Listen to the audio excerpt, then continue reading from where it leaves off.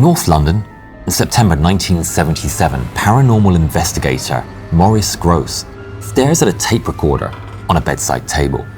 He's heard the recording several times and still can't make sense of it. He presses play again. I want you to tell me what happened to you when you died. I went blind. Gross shuts it off. The message is chilling, but it's not the content that bothers him. The voice on the tape doesn't belong to an old man. It's coming from an 11-year-old girl. What began as a strange knock on the wall of an ordinary North London house became one of the most heavily documented hauntings in history. In this film, we'll follow the steps of paranormal investigators to find the real truth behind the Enfield Poltergeist. Was it something beyond our world, or nothing but a clever hoax? I'm David Webb, and this is Yarn Hub Mystery. Just 2 years earlier, in Enfield, London, in a small bedroom, two sisters are trying to sleep. Janet Hodgson is only 11 years old. She feels her bed lurch. She grips the mattress as it begins to shake, and she turns to her sister. Margaret, stop kicking the wall. It wasn't me. Both beds tremble now, their wooden frames rattling against the floor. Their mother, Peggy, calls from downstairs. The shaking stops, but the girls don't sleep anymore that night. The next evening, Peggy hears a shuffling sound from upstairs. Then 4 loud knocks echo through the house. Peggy hurries upstairs and pushes open the bedroom door. Janet and Margaret are huddled in the corner. Pale and shaking, they point towards the heavy oak chest of drawers pressed against the wall. And then it begins sliding forward towards them. Acting instinctively, Peggy grabs her daughters by the hand. We need to leave. Now. It's 1 a.m. when 2 police officers arrive. Among them is Constable Carolyn Heaps. She doesn't believe in ghosts. She believes in false reports. At first, the police find nothing. But as Constable Heaps joins the others in the kitchen, she notices one of the chairs move. It levitates about ½ an inch off the ground, and she immediately checks for wires, strings, magnets. There's just no explanation, no tricks. She later signs an affidavit describing exactly what she saw. It came off the floor, or maybe a ½ inch, I should say, and I saw it slide off to the right. In 5 years on the force, she's never seen anything like it. But there's no intruder, nothing that she can act on. I don't know what's happening here, but this isn't a police matter. That night, the Hodgsons huddle together in one bedroom. They don't know they've just survived the first night of what will become a 2-year nightmare. Over the next 3 days, the buzz around the Hodgsons' house grows. The council sends workers to investigate. Even the clergy arrive to bless the house.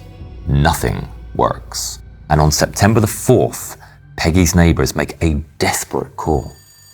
It's late in the evening when the phone rings at the Daily Mirror's newsroom. Reporter Doug Bence answers. Daily Mirror. A frantic voice reports unnatural events in the Hodgsons' house, knocking on the wall, flying objects. Bence exhales.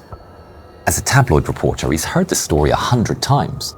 But then, something unexpected happens. The police was here. They saw it. Bence pauses. All right, I'm listening. 2 days later, Doug Bence and photographer Graham Morris arrive at 284 Green Street. They spend hours examining the house. The family waits in the living room, but there are no strange movements. After a while, Bence checks his watch. Look, I understand you are under stress, but... Suddenly, there's an explosion of noise. The children scream as Lego bricks and marbles shoot through the air, flying in every direction. Morris raises his camera. A brick hits him just above the right eye. He stumbles back, clutching at his forehead. He looks at Bence. There's no excuse now. On September the 10th, 1977, the Daily Mirror runs a story titled The House of Strange Happenings. It's front-page news, national attention. The case rapidly escalates. That same week, the newspaper contacts a society for psychical research in London, an organization that investigates claims of paranormal activity. Maurice Gross picks up. He's Gross 58, speaking. an inventor by trade. He joined the SPR only a year ago after his daughter Janet was killed in a motorcycle accident. Once he learns the main target is an 11-year-old girl by the same name, Gross takes the case without a second thought. I'm on my way. The house feels off the moment he steps inside. The air is warm and heavy, as if the rooms haven't been ventilated for days. He bends down to pick up a marble. It's hot. Peggy says it's always like that. The marbles, the Legos, burning hot when they land. Before Gross can answer, a rustling sound comes from the kitchen. Everyone turns.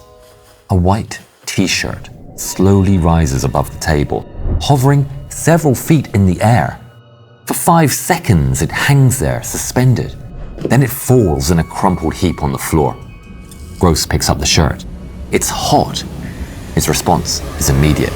We're dealing with a poltergeist. I'm staying here tonight.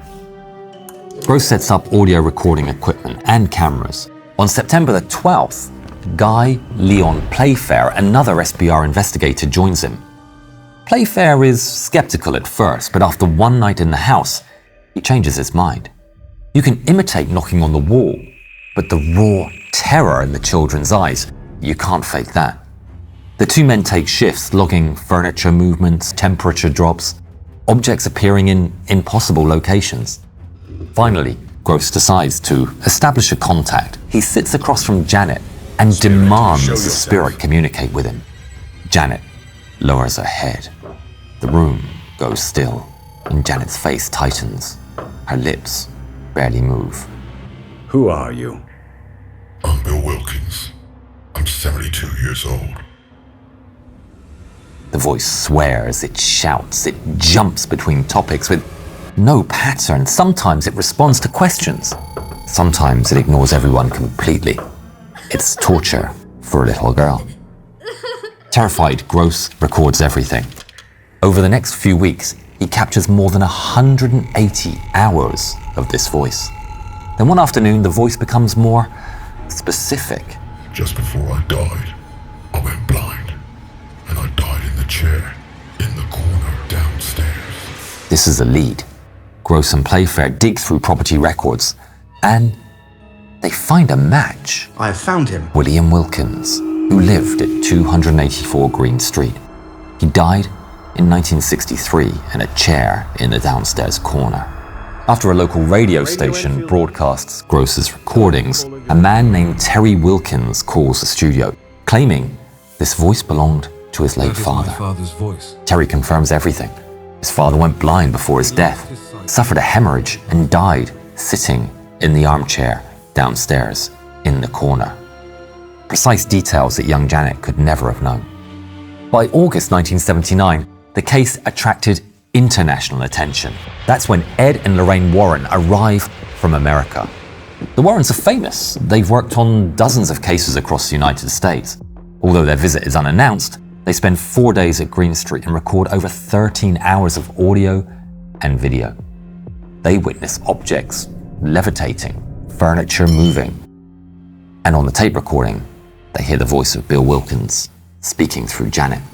This is a demonic infestation. Ed Warren explains the 3 stages. First, the entity creates curiosity. It moves objects, makes noises, gets attention. Then it communicates, builds trust, makes people believe it's harmless, and then it claims its target. There's something dark in this house. Something that feeds on fear, and it's here for Janet. Everything points to one of the most terrifying hauntings ever. If the Warrens are right, Maurice Gross has to face forces he's not prepared to battle. But as he tries to figure out the way to save young Janet, the haunting stops. The case falls apart. There's no more knocks, no more moving furniture, no more Bill Wilkins episodes, but there are cracks in the story, and they begin to surface. What seemed to be a truly paranormal case suddenly has a lot of controversy. The investigators install hidden cameras throughout the house. They're hoping to capture proof of the paranormal. Instead, they captured Janet, alone in an empty room. She picks up a spoon and carefully bends it with her hands. Another recording catches her banging a broom handle against the ceiling, creating the same knocking that had kept the family awake for months. When Maurice Grosse confronts her, Janet goes quiet and confesses. They faked things once or twice. She insisted it was only a couple of times, but that confession is all it takes to destroy the entire case. Milburn Christopher, an American stage magician, famous for exposing frauds, flies to London. Psychologist Anita Gregory also arrives to study the girl's behavior. Both reach the same conclusion. The poltergeist is nothing more than the antics of a very clever little girl who wanted attention. Certain the poltergeist still exists, Grosse tries to protect the girl. There's still no explanation of the famous photograph of Janet suspended in midair above her bed, with her sister screaming in the background. But photography experts argue the famous levitation photo shows Janet jumping, not floating. They say it's the camera angle that creates the illusion. Even Grosse's colleagues from the Society for Psychical Research are unsure about the truth.